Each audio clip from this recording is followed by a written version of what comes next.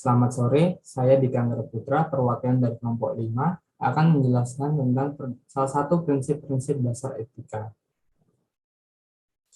Prinsip-prinsip etika yang kelompok kami ambil adalah right atau hak.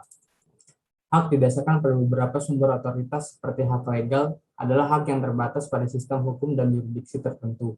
Di Amerika Serikat, konstitusi dan deklarasi kemerdekaan adalah dasar bagi hak hukum warga negara, misalnya hak untuk hidup, kebebasan, dan hak untuk kebahagiaan, dan hak atas kebebasan berbicara.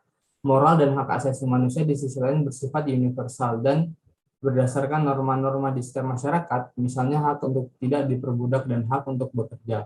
Ada juga hak dan kewajiban khusus atau hak kontraktual. Kontrak provide individu dengan tugas yang saling mengikat yang didasarkan pada sistem hukum dengan transaksi dan batasan yang ditentukan. Aturan moral ini berlaku untuk kontrak yang meliputi: pertama, kontrak tidak boleh mengikat para pihak untuk tidak etis atau tidak berperilaku normal. Kedua, kedua belah pihak harus dengan bebas dan tanpa paksaan memasuki perjanjian kontrak. Ketiga, tidak ada individu yang boleh salah menggambarkan atau salah mengartikan menafsirkan fakta dalam kontrak. Dan yang keempat, kedua individu harus memiliki kelengkapan pengetahuan tentang sifat kontrak dan persyaratannya sebelum terikat oleh itu. Hak-hak positif mendapat perhatian pada abad ke-20. Nasional Undang-Undang yang mempromosikan hak-hak kelompok yang berbeda dan PBB Deklarasi Universal Hak Asasi Manusia berfungsi sebagai sumber untuk hak-hak positif.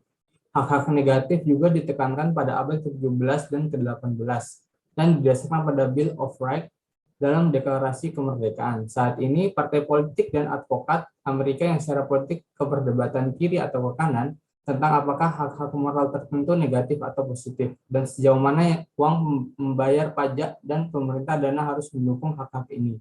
Hak-hak positif misalnya seperti melindungi properti dan menegakkan hukum dan ketertiban, dan pengeluaran untuk hak-hak positif seperti bantuan medis, pelatihan kerja, dan perumahan.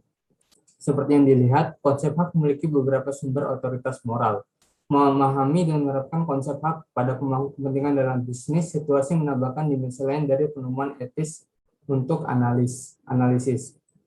Dan berikut, batasan prinsip hak antara lain yang pertama, justifikasi bahwa individu berhak atas hak dapat digunakan untuk menyamarkan dan memanipulasi klaim dan kepentingan politik yang egois dan tidak adil.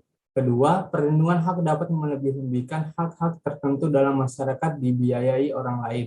Masalah keadilan dan kesetaraan dapat diangkat ketika hak individu atau kelompok didahulukan dari hak-hak yang lain. Masalah diskriminasi terbalik misalnya muncul dari penularan ini. Dan yang ketiga, batasan hak dipertanyakan sejauh mana harus berlatih yang mungkin menguntungkan masyarakat, tetapi mengancam hak-hak tertentu. Dan yang berikut ada analisis hak dan pemangku kepentingan. Prinsip hak sangat berguna dalam analisis pemangku kepentingan ketika konflik hak hukum atau moral individu terjadi atau ketika hak mungkin dilanggar. Jika tindakan tertentu dilakukan, berikut adalah pedoman untuk mengamati prinsip ini.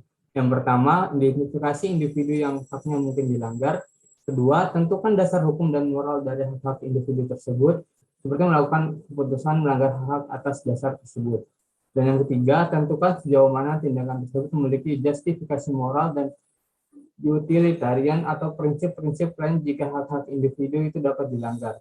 Krisis dan keadaan darurat nasional mungkin merupakan pengecualian individu hak untuk kepentingan umum. Sekian penjelasan dari kelompok kami. Bila ada salah kata, mohon dimaafkan. Terima kasih.